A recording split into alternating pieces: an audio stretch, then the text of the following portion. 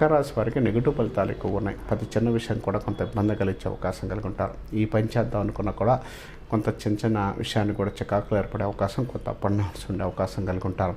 తర్వాత ఏ పని చేయాలన్నా కూడా స్నేహితుల సలహా మాత్రం తీసుకొని పనిచేసే అవకాశం, ఎత్తుగా మీకు శ్రేయభిలాషులు ఉండే అవకాశం కూడా కలిగి ఉంటారు. ప్రయత్నాలు ఏదైనా చేసేటప్పుడు 2కి 3 సార్లు 3కి 4 సార్లు ఆలోచించి నిర్ణయం తీసుకోవడం చాలా మంచి ఫలితాలు ఉంటాయని చెప్పుకోవచ్చు.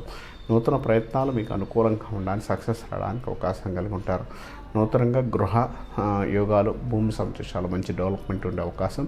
యోగిచ్చే స్థానంలో ఉన్నారు కాబట్టి డెవలప్మెంట్ అనుకూలమైన ఫలితాలు ఉండడానికి అవకాశం కలిగి ఉంటారు. కొత్త ప్రయత్నాలు మీకు అనుకూలమైన ఫలితాలు ఉంటాయి. డెవలప్మెంట్ ఉండే అవకాశం, సక్సెస్ రావడానికి అవకాశం ఉంటుంది. మీరు ఎక్కువగా సాధ్యమైనంత వరకు కూడా శివారాధన, శివుణ్ణి ఎక్కువగా పూజించడం, శివారాధన చేసుకోవడం వల్ల కొంత మంచి ఫలితాలు ఉండడానికి అవకాశం కలిగి ఉంటారని చెప్పుకోవచ్చు.